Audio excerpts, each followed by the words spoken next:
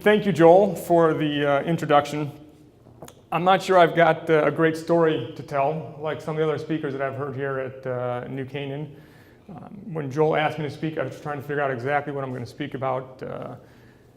What I'm going to try and do is brief you a little bit on the GRPD, what the GRPD is all about, talk about our crime, what we do, get into some of the policing issues right now going on, in the last at least couple of years, and then talk a little bit about how my faith has gotten me through what I think has been a difficult career at sometimes. With that said, I'm hoping this is more of an interactive conversation this morning. If you have questions, throw them out as we go. Don't wait till the end, and that'll help me guide where we need to go with what you guys may be interested in. Faith in law enforcement, kind of a dual meaning here. And what I want to talk about a little bit later is the community's faith in law enforcement, which I believe has been shaken over the last couple of years for a variety of reasons, some accurate, some inaccurate.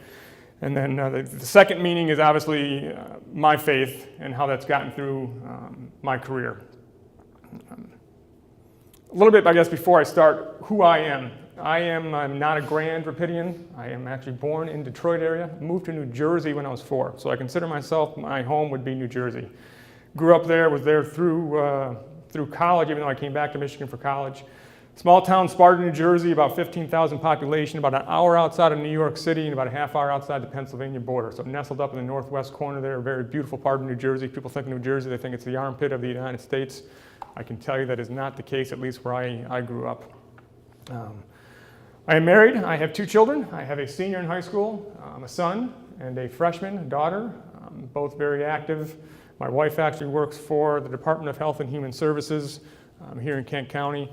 Prior to that, she was involved in, she's got a master's in counseling, and she was working at the Children's Assessment Center. If any of you are aware of what that is, they deal with children's sexual abuse. It's a center that brings in police, social workers, medical, and they work on these as a team to reduce the amount of interviews that the children have to go through and whatnot. So she did a lot of the forensic interviews for the police officers who may not know how to interview a young child for the type of things. At the same time she was doing that, I was actually in our sex crimes division. People always joked about, you guys must have some good dinner conversations. But I did go to Michigan State University at the time, and they still are one of the best programs for criminal justice, which is why I came back to Michigan for that. I've wanted to be a police officer since I was about 2. Anybody in my family will tell you that. It's just, my dad was not a police officer, my grandfather was not a police officer, which is rare. A lot of police officers have other family members connected to the profession. Don't know why. The only thing I think is God decided that's where he wanted me. So I did follow that through. Went to Michigan State University, got a bachelor's in criminal justice, did an internship while I was there with the United States Secret Service out of the New Jersey office. Thought I wanted to go federal after spending a few years in law enforcement, kind of to sow my wild seeds at that time. Secret Service, I did test with them at the time, passed their test. They tried to convince me not to go into the police work, that they'd rather have you right out of college into the Secret Service, don't get any of the bad habits maybe police officers pick up. Still wanted to be a police officer, so I went that route. And as I eventually started to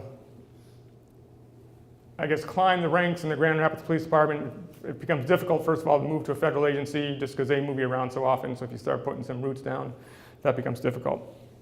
And just decided I wanted to spend my law enforcement career in policing. Enjoyed it that much in the local law enforcement area. First time I came to Grand Rapids when I actually took the test for the police department. So, and now call this home. And very excited to be in Grand Rapids still. Let's see. A little bit about my GRPD career. I've been there 24 years now. I don't look that old, I know. Hard to believe it's been that long. Started there as an officer, spent time on patrol. In their detective unit as an officer, I was in our general case team, our family services team where I worked on sex crimes, and then our major case team, which is major assaults and homicides. Eventually moved out of there into our special services. And some people ask me why I ever left, because at the time I was on our major case team investigating homicides, why I left homicides to go to special services, which is our research and planning at that time. For one, they recruited me over. At the time, we were still working 5 days a week. I said, hey, you give me a 10-hour schedule, 4 days a week, I'll think about it. Thinking it'll never happen. Next day, chief comes over and says, okay, you can work Monday through Thursday.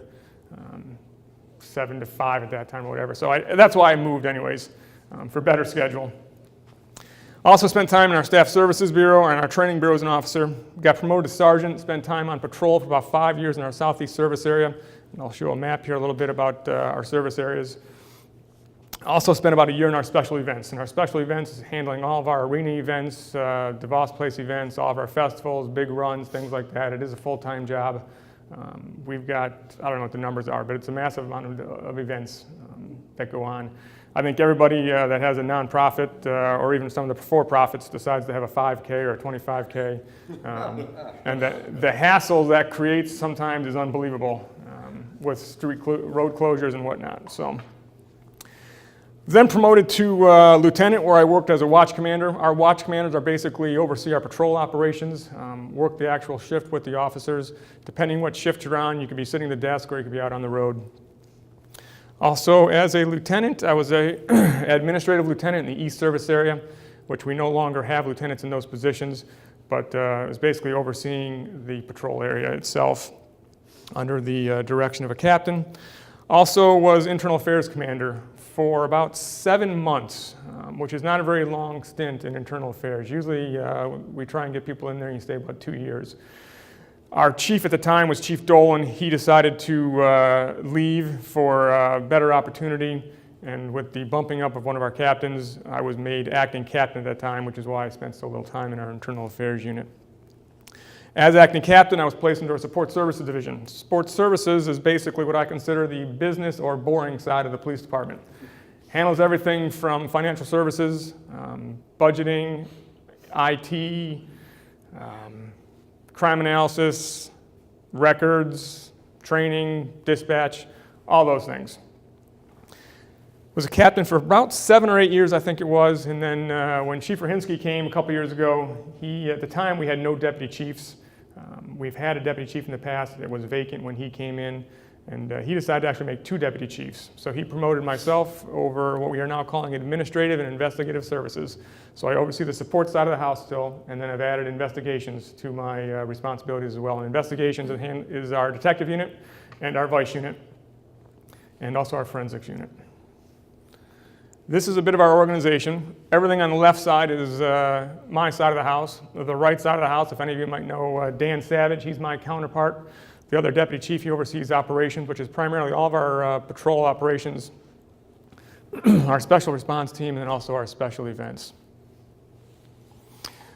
Just to give you an idea, we are the second largest municipal police agency in the state, behind Detroit.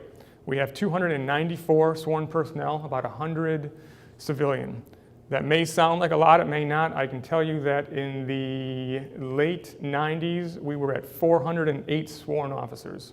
So we have been significantly cut over time, and we have felt it. We've done well, I think, without it, but we got down to 270 at one point, and have slowly climbed up back to 294 with some grants and some other things. Obviously, municipalities went through some difficult times back in the 2000s. We ended up having layoffs, first time in I don't know how many years that Grand Rapids has done that. So obviously, we've been cut drastically. We've got 1 chief, 2 deputy chiefs, 7 captains, 13 lieutenants, 34 sergeants, and that leaves 237 officers. This is our service areas. Each of our service areas, we now have 5 of them. What you see in the blue there is our central service area, which used to be part of the west service area, which is in green. So it's west in green, north is yellow, central blue, whatever that middle color is, and the salmon there, whatever, that is south, and then the bottom is east. Each of those service areas is commanded by a captain, and that captain is kind of the mini chief in that area, which is good in the sense that it creates accountability. So if a resident or a business person in that area has a concern, they should be addressing that not only with their community police officers that work in those areans, but the captain's ultimately responsible. And if there's a problem in one of those areas that's not being addressed, the chief's going to go to that captain and say, hey, what's going on? And that's kind of part of our community policing, which I'll get into a little bit later, strategy. Definitely accountability, though, with how that works. Prior to this setup, and Chief Dolan set this up when he came late 90s, I think. Prior to that, captains just oversaw a shift. So you could technically just have a night captain, a day captain, and a second shift captain. and they're responsible just for their shift. They didn't have that accountability feeling for an area that they have now. Just to show you how we define success right now with the Grand Rapids Police Department are basically these three topics: lower crime, safe neighborhoods, and a vibrant, livable city. Now, it's not to say we take credit for all those things, because obviously we can't do it alone. It takes more than a police department to accomplish these type of goals. That's why we have to work with the community and with the city executives and things like that, and in neighborhood associations. Just to give you a general idea, these are just averages, but they're pretty consistent across most years. We get about 170,000 911 calls, another 200,000 administrative or non-emergency calls. We make about 32,000 traffic stops, and that may seem high, but it's not as high as you would probably expect with the number of officers that we have. About 11,000 arrests each year, and then we police about 8,000 traffic crashes each year. This will give you an idea of our weekly call type volume. I've only included everything that was in the double digits. As you can see, domestic argument is by far, we get 94 calls a week. 94 calls a week. Parking violations you'll see is up there high. That is not typically that high in the winter, is when you see that higher, just primarily because of the snow issues that we run into, odd even parking, things of that nature. So you can see domestic arguments, one of our most dangerous calls that we go on, because you never know what you're going to get into. Some of the other things that might be interesting: traffic crash, property damage, hit and run. 44 hit and run accidents a week that we take. I'm always amazed by that. One of the things that I don't see on there is, mental illness. Does that just filter through those? I'm involved in West Coast leadership, and we just did a day on justice, and everybody from the police department all the way through the courts said that was one of the biggest issues that they're facing, and I assume that's the same for you? It is. It is a huge issue, even more so in how we handle that. We could get into a history lesson. When you go back, we actually had insane asylums, as they call them, where they had places to put folks having some mental issues. That's not the case anymore. A lot of these people are out roaming. A lot of them are homeless. So yes, a lot of those are filtered through here. One thing I can tell you as well, when you get dispatched to a call, 50% of the time, it's not what you are expecting when you get there. It's completely something different for a variety of reasons. The dispatch didn't get a good feel for what it was like. The caller didn't give the dispatcher a good feel for what it was like. Things have changed. So we do have it may even be called mental, but that's usually more where you're going on a welfare check, something like that. So you see welfare check up there, that's pretty high up there, number 6 or 7. That probably falls into that category a lot. But a lot of times, just like alcohol, mental illness shows up on a lot of our scenes that we show up on. Good question. Let's see if there's anything else in there. Criminal sexual conduct, 15 of those calls a week. Those 911 hang up open line, how many of those 10 are just accidental calls, or are they just like call and then drop the phone or something? I would say the majority are accidental. But we certainly do find that we are responding to a domestic or something like that after we get there. A lot of times we'll get a call and it's a 911 open line, and the dispatchers can actually hear what's going on in the background.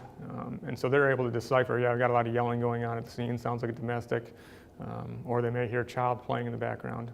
So. It's a judgment call whether or not you got to go on scene or... No, we go. Oh, you go. We go. 911 hang-ups, 911 open line, we're going.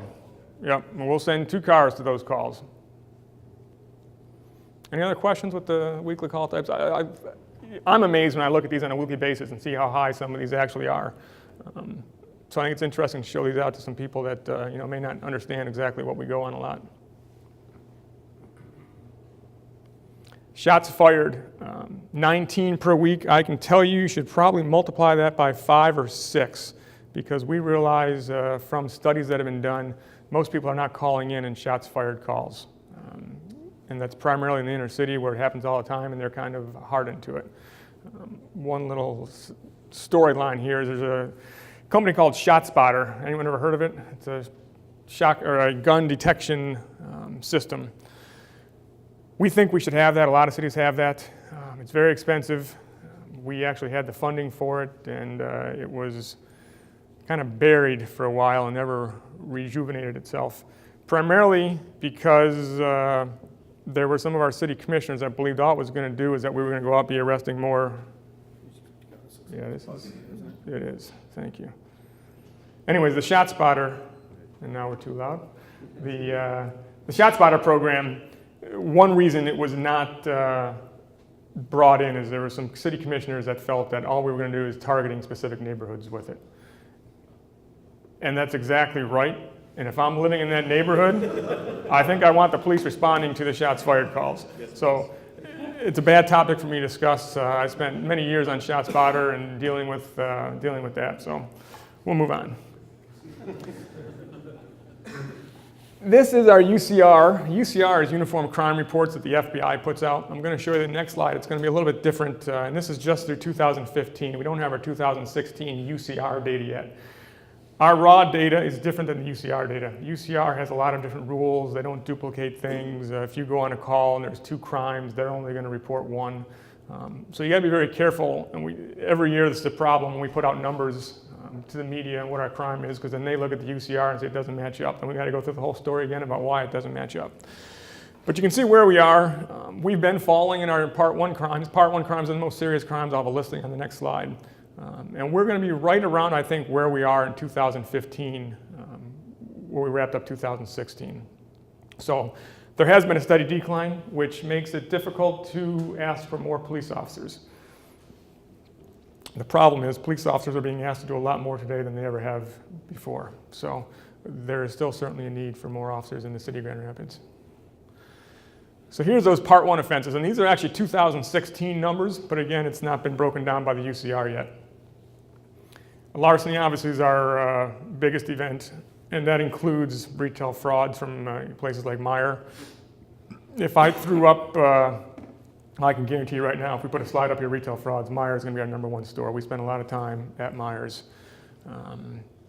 Family Fare is probably the next one. Is that shoplifting for the most part? Yes, yes. And we've been trying to work with, figure out different ways to cut down on our responses to there. And they don't really call us until it gets to like a $25 limit anyways. But you get called to Meijer and a shoplifting, it's going to tie an officer up for an hour and a half probably. Do you see any correlation to population or time of year for any of this kind of stuff? By crime, probably not. We obviously see more activity in our summer months to some degree, although that's changing a lot. It's becoming much more even in the last few years, I've noticed. But we obviously have more activity, and that's usually more disorderly type calls, fighting type calls we see in the summer when there's just more people out and about. But as far as by crime type, not a whole lot of difference.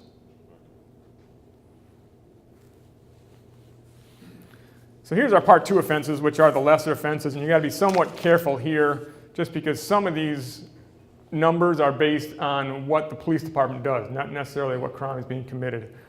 Gambling, 5. I can tell you there's a lot more gambling going out there than just 5. It's a matter of what we have what we're able to go after and what we have time for. Another one similar to that would be narcotics laws. 768, that's not even touching the surface of narcotics. It's just a matter of what our vice unit is able to do. Obviously, non-aggravated assaults, those are going to be, and our domestics would be included in there. Those are just the less serious assaults. So it gives you a good idea of where we are. Vandalism is obviously very high. Liquor laws is another one where it's a self-initiated thing by the police department, how much we can actually do. This was an interesting chart we looked at. This is the UCR Part 1 crimes by city, and this actually goes back to 2012, so it's a little bit old. But what they did here is they ranked the populations, the cities by populations. And so what you see on this slide it's not in order of population, but the populations are 162,000 to 213,000. And these it's 100 to 150, and again, they're not in that order, but are the biggest cities in the United States. You can see Grand Rapids is in the red right there in the middle. You can't see the numbers, but we're in the middle, which isn't too bad for a population we have. I would say we have probably less crime than a lot of cities with our population. The chief's goal is to make us the safest city of our size, so he'd want to get all the way down to the right-hand side there. And the one thing about crime is there's always going to be crime. We're never not going to have any crime, so it's a matter of just keeping it low and keeping a lid on it.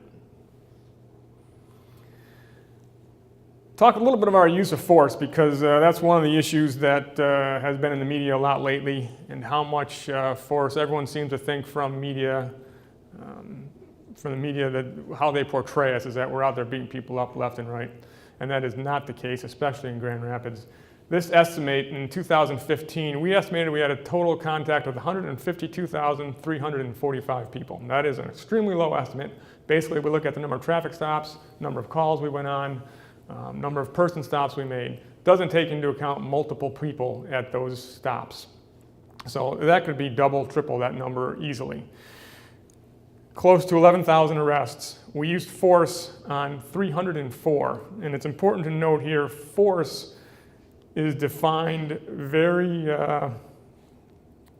broadly, I guess, in the sense of how we report it. Even alleged force requires us to make a report. And that's going to come in those numbers. And you'll see on the next slide, I've got it broken down to what the actual types of force were.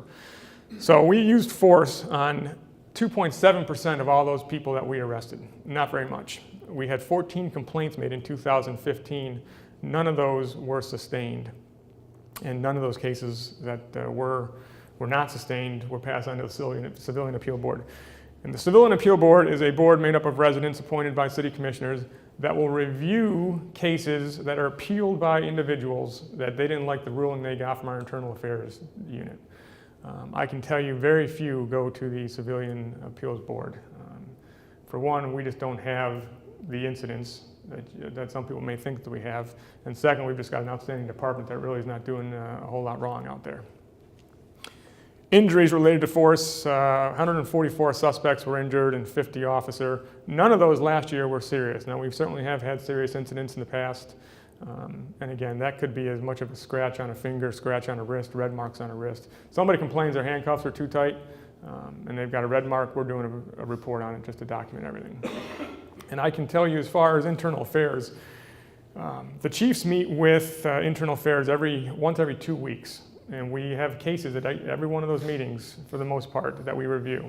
And I think the one thing that keeps Grand Rapids on top of things is that we do go after even the smallest things. And some of the officers think that may be petty, but it keeps us from getting to those big incidents. And that's been shown over and over in ethics training, where departments that attack the small things, they avoid the big issues. So, I mean, you back into a post in our motor pool, you're going to be getting paper on it. And you're probably going to start with a written counseling or just a coaching or something. But eventually, we build with progressive discipline if you've got serious issues.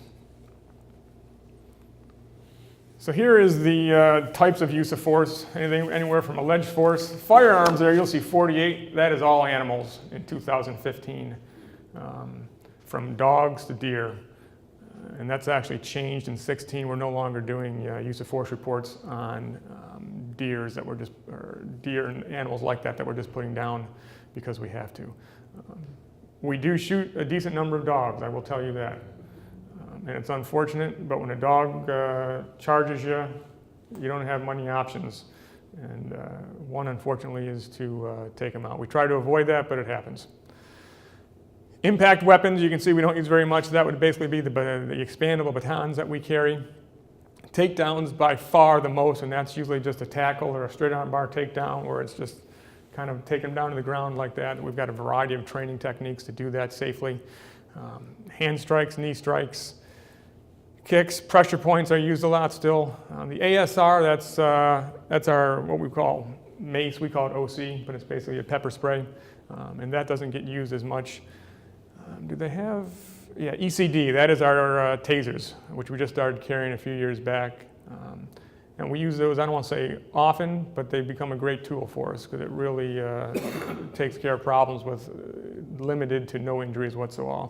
That AD is an accidental discharge. You can see in 2015 we had no accidental discharges of our firearms. I know one question we get a lot is how often do you use your firearm? When I was on patrol, it was rare if you didn't pull your firearm out once or twice a shift in Grand Rapids, if not more often. It's just what we deal with on the street, and even when you're clearing a house after a burglar or something like that, you're going to clear it with your firearm drawn. You can get into some cities that are small towns that they may never pull their gun out of their holster for their entire career. And I can tell you I did it on a daily basis here in Grand Rapids. Community policing, talked a little bit about that earlier. Community policing is simply a philosophy. It's nothing new. It's actually been around since 1800s with Sir Robert Peel in England, who was kind of known as the father of modern policing. And basically, he came up with the 9 principles of policing that he's famous for today. And in a conglomeration of a way, basically he says that the police are the people and the people are the police, which goes right to the tenets of the philosophy of community policing, that you've got to be able to work with the residents that you're policing, because if they're not cooperative, there's no way the 400 or 300 police officers in Grand Rapids are going to do anything with the 200,000 residents in Grand Rapids. So you certainly got to work with them. We do a lot of things, neighborhood watch programs, neighborhood associations. We have crime prevention organizers that we work through. It's all about building partnerships. I joke now a little bit because over the last couple of years, when you've seen some of the negativity towards the police, you're also seeing some of the positive things.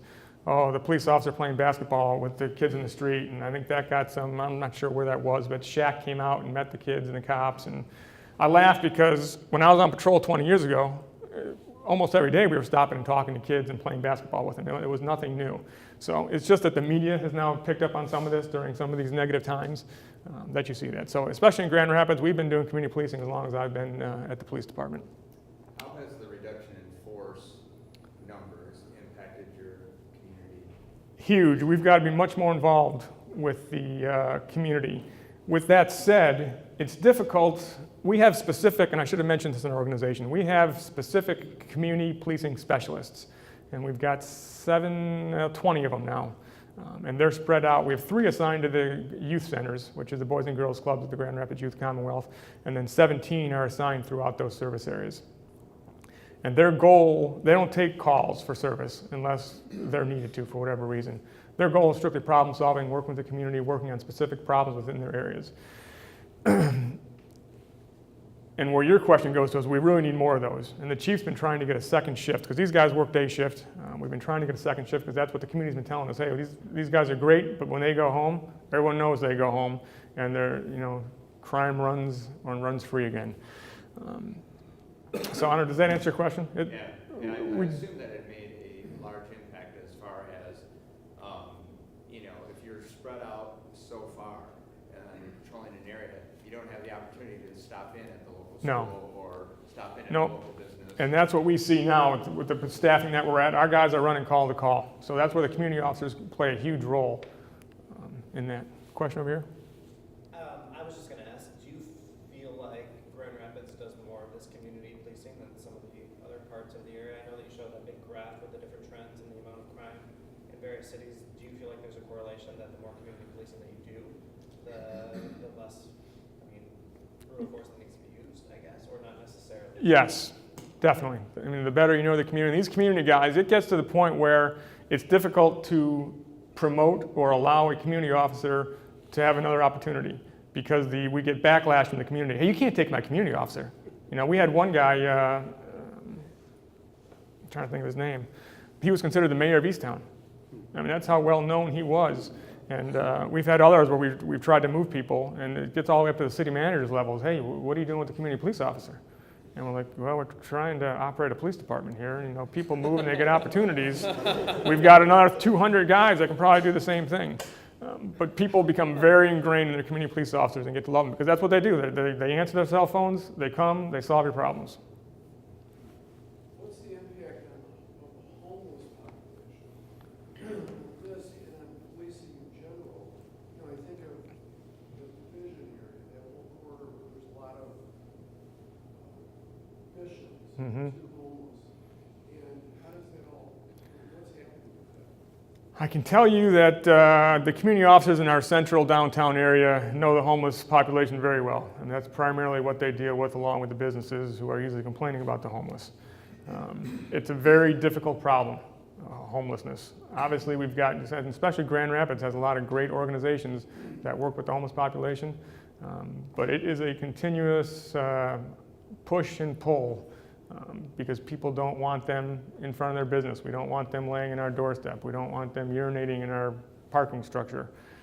And those are common problems, for sure. And there has not been a great solution for it. I mean, we always joke, just give them a bus ticket down to Florida. But that's not a solution. There are agencies that have been doing things like that in the past I've heard of, where they just to get them out. But I don't have a great answer for you in that. We work them on a regular basis. And here's a story that I just heard the other day, because our secretary in our office was behind she was in front of, turns out, an officer when she was in the drive-thru at McDonald's. And there was a pay it forward thing going. Someone had paid for her, so she was going to pay for the officer behind her. And their bill was like, I don't know, $14. And she thought that was kind of high for just an officer going through the drive-thru. Turns out the officer going through the drive-thru was one of our downtown community officers. And what she does on a regular basis is she brings in food sometimes and gives it out to the homeless. She was buying McDonald's breakfast for the homeless. And that's how our secretary found out. Because she kind of asked her, she said, that's a big breakfast, kind of jokingly, right? And I said, well, actually, I was buying for the homeless. I mean, that's what our officers do out there on a regular basis. They're out there helping. And that message gets out very rarely. Those are the good things that we do. And that's another thing right now. Because of all the negativity, and we'll get into this a little bit later, we've seen is we're pushing everything out on Facebook now, just trying to get all those positive stories out. And there's tons of positive stories that just don't get out in the media. And to be quite honest, the media doesn't like putting a whole lot of stuff out because it doesn't create the stir that they like to get. I have a quick question. So, like in my office used to be their charity division, and I guess like what is the department's relationship, I guess, with the city when you talk about like, obviously that's a struggle right there, the amount of work and resources that are required to handle that. What's the argument against just taking those ministries and moving them? Oh, it's been discussed. So I guess like where does that conversation end up? Because I'm always like, it just seems to, Right. what they're doing is great, but the homeless are going to go. And we joke a lot about, I think it's right at Charity Division, is it Pickett Park right there? Yeah. They put this beautiful park in, park benches, beautiful brick, I don't know if you've all seen it or not. Murals on the wall. Murals on the walls, and then it's taken over by the homeless. Yeah. And we always joke, well, did anyone ask the police department what do you think was going to happen when you build this beautiful park benches and things like there in a primarily homeless area? I mean, it's kind of silly, and it beautified the area, but it brings up problems like that. So I think the gentrification, as you could potentially call it, has pushed that south already, and I think it's going to push it further. And I don't know what the problem we have. In fact, I was listening to our captain of the Central Service area talk just about this the other day. The problem he has, he's dealing with the yuppie business owners, just for lack of a better term, and the homeless population that are all now living and working together, and how well that's not working, and the problems that causes. And we don't have any great solutions to that. That's just one issue we need a lot of community help with. I'm assuming that you also probably have trouble moving the homeless population to different places and so forth when they're in a park based on their right to be in that park. So your rules of engagement probably hold you back quite a bit. Yep. Other examples, the new park they put just down by the highway off of Ionia there, which is where they've had a lot of wedding parties wanting to go. And then the wedding parties don't understand why all the homeless are coming into their reception area. Well, you're really into their area. This is where they've been all this time. So in trying to beautify the downtown area and do all this type of stuff, it's just the issues we deal with on a regular basis. Moving homeless camps. You know, they like to get underneath the highways. MDOT doesn't like them there. They put up fences around there. It's trespassing. So we go out and move them all the time. Cold nights, when it gets down below freezing, you know, it's down below zeros, we go out and make sweeps and start gathering people up and getting them into the shelters. And a lot of them don't want to go. They don't like the shelters because why? The shelters have rules, and they don't want rules, which is why they're homeless to begin with in the first place, a lot of them. Throw in a lot of mental illness and substance abuse, and that's where you end up with the homelessness. Someone else had a question. Yeah, I was kind of curious about the difference of if I see it in the news every now and again, when you have 2 people per car versus 1, and just where you guys are at right now with the force being so thin, and I don't know, I just feel like if I Yep, great question, and I was going to touch on that a little bit later. We are primarily a one-officer unit department, meaning, and especially day shift. It's rare we put out two-man cars during the day unless it's a field training unit or something like that. Nighttime, we're probably putting out maybe a handful of two-man cars, and it's usually maybe one per service area. There's all sorts of arguments and research that goes into that, and the research goes back and forth. Some will tell you the research is it's more efficient to have two-man cars. For one, less gas. You're not sending two cars. Because we will send two cars to almost every call. Unless it's strictly a report call, we're going to take a B&E report, the house has been checked, then it's only going to be one officer. But if it's an unknown or we know what's going on, we're always sending two cars. And the issue you get into is who's arriving first, and whether or not you're going to have your backup there in a timely manner. And the one thing we're required to do on our radio calls is when you take the call, you always announce where you are. So your other responding officer knows exactly where you're coming from, and he can plan accordingly. Or if he knows he's going to get there first, he's going to have an idea of how long it's going to take you to get there. We did go to two-man cars, and I know Joel and I had talked about this, something he thought we should touch on. And it's going to get into some of the negativity over the last few years in policing with some of the ambushing that had gone on recently. We did go to a mandatory two-man cars, so everybody was paired up for about a week.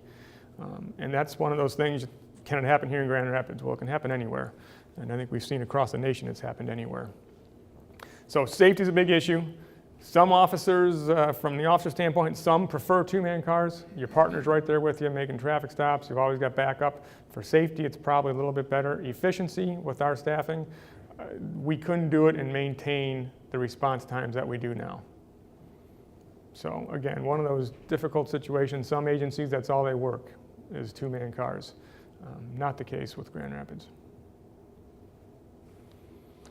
A little about increasing engagement. That's something we've been trying to do, even though, as I said, we've been doing it for many, many years. All the typical stuff. We have a Citizens Police Academy. If you're ever interested in doing that, I strongly encourage it. It's a 10-week program. Come down to the police department once every week for 3 hours and go through a lot of the training police officers go through. It gives you a better understanding of what the department, different units, things like that. We have 2 youth police academies that we run in the summer for a week long. And those are high school students, trying to get them involved and not only share with what law enforcement does, but kind of get an interest in law enforcement from those youth. And then we track and mentor them, those that are interested in pursuing the career. One thing that some of you and a lot of you probably don't know of is this CLEAR, as you see in the bottom, reduce recidivism. I can't remember what CLEAR stands for, but we have a program. We have one officer dedicated solely to this program. And we get half of his salary paid by the Michigan Department of Corrections. And what he does is deals primarily with parolees coming back into the community. Actually is involved in a program within the prison systems where they meet regularly with prisoners who are going to be paroled soon into the Grand Rapids area. And then once they're paroled, they have weekly meetings. They're not mandatory, but they're highly encouraged by the parole officers and probably help them in the long run. But basically, it's how to come back into the community and how the police can help you do that and how to respond and react when you're dealing with police officers. And these aren't just guys that have been in the jail, the county jail. These are hardened criminals that have been spending 15, 20, 25 years in prison, now coming back out and trying to reduce that recidivism, which I'm sure you all know is very, very, very, very high. This program has shown great success. It's been a model statewide. They're now creating elsewhere. And we're actually just got another grant that we're going to put a female position in just to deal with the female prisoners coming back out. So there's a lot of different outreach that we do that people just have no clue about. Question?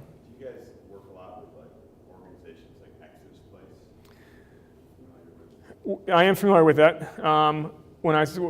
Do we work with them on a daily basis? No, but we've certainly done presentations over there. We're in and out of there on a regular basis with calls and that. But certainly we are familiar with them. And we used to have one of our officers who's now retired, Ralph Mason, worked very closely, I know, with Exodus Place. So to a degree, you guys are like on the same page. You kind of pitch your vision. It coincides with Yes. your as far as getting people back into society. Yes. People online. Yep. Producing productive. Absolutely. Yeah. And a lot of it's, again, just what's going to keep you from going back to jail. A A lot of these guys come out with a lot of hatred towards police, and it's really helped in a lot of that regard as well.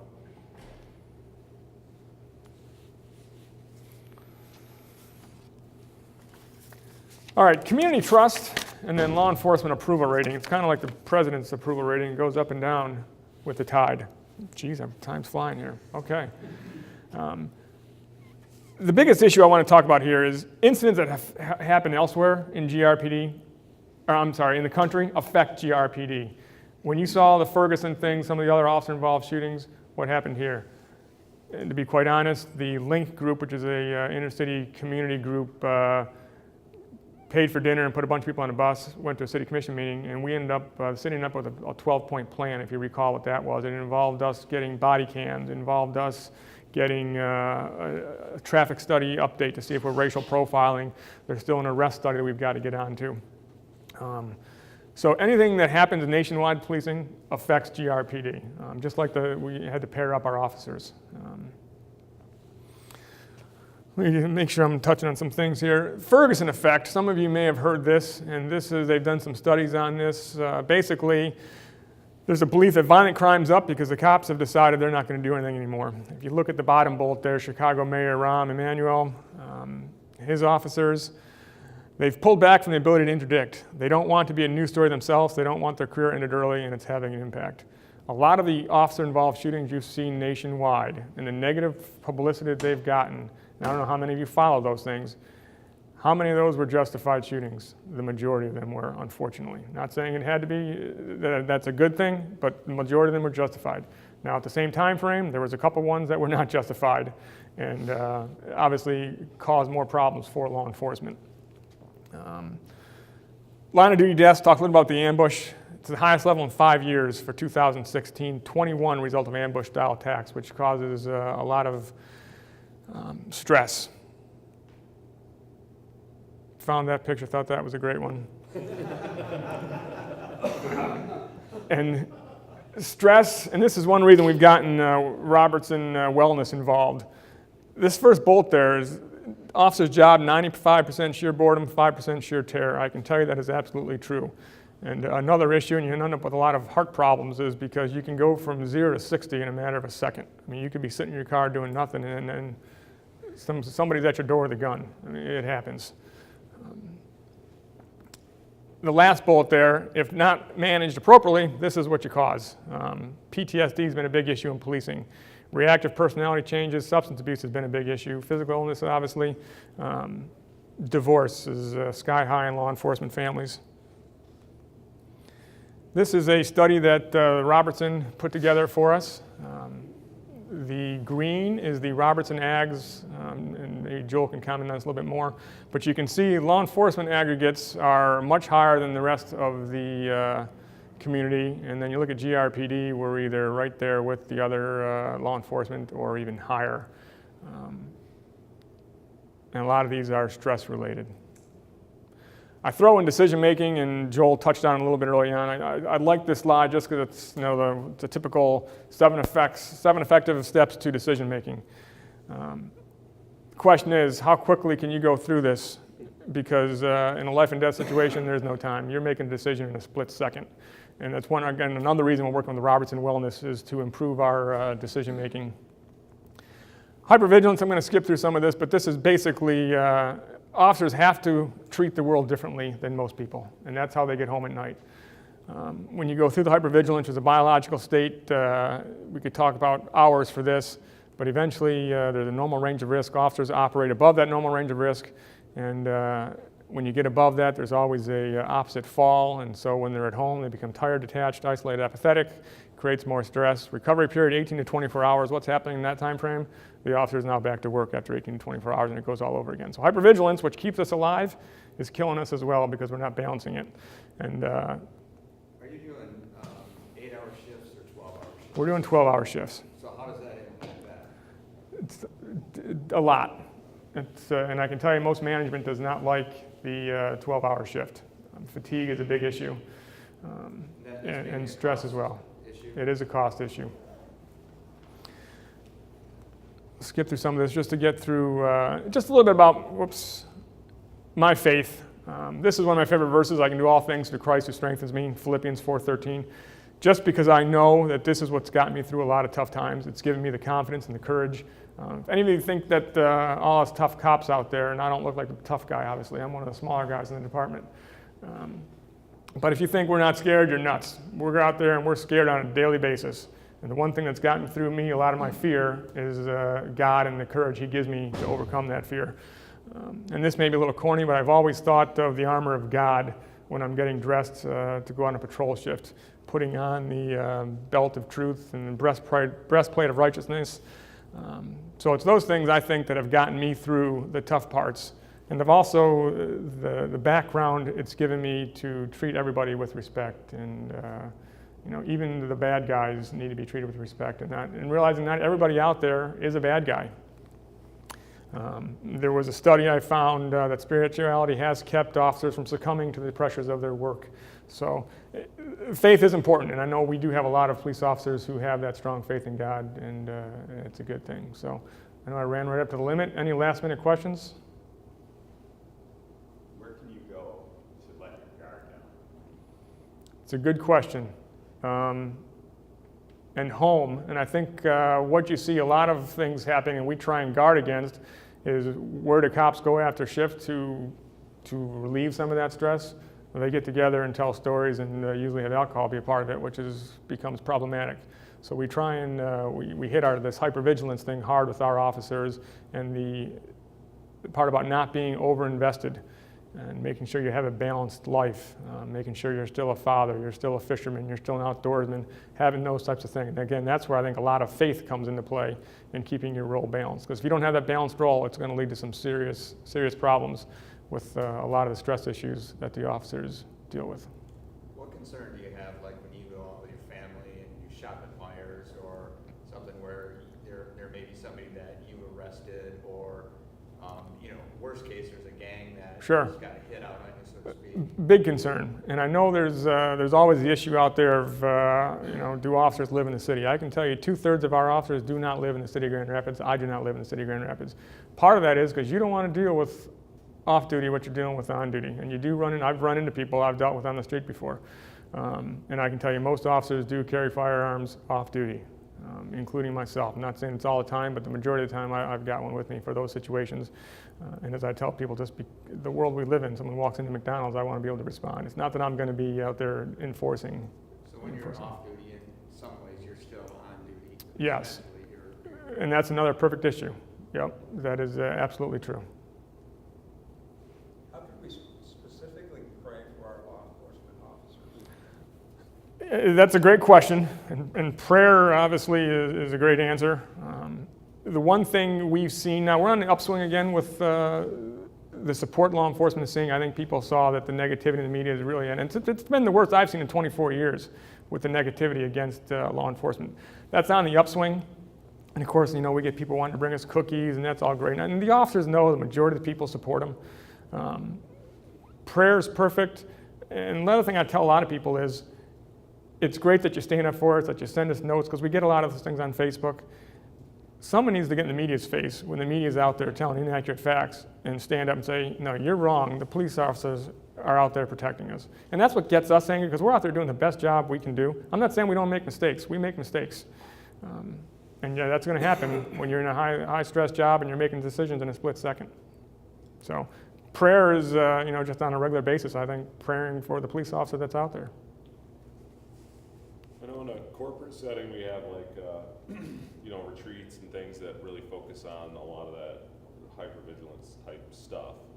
Is there anything like that for police officers or any organization? We have a peer support team, which officers are trained in that type of intervention and dealing with personal issues, on-the-job issues, and it's all very confidential.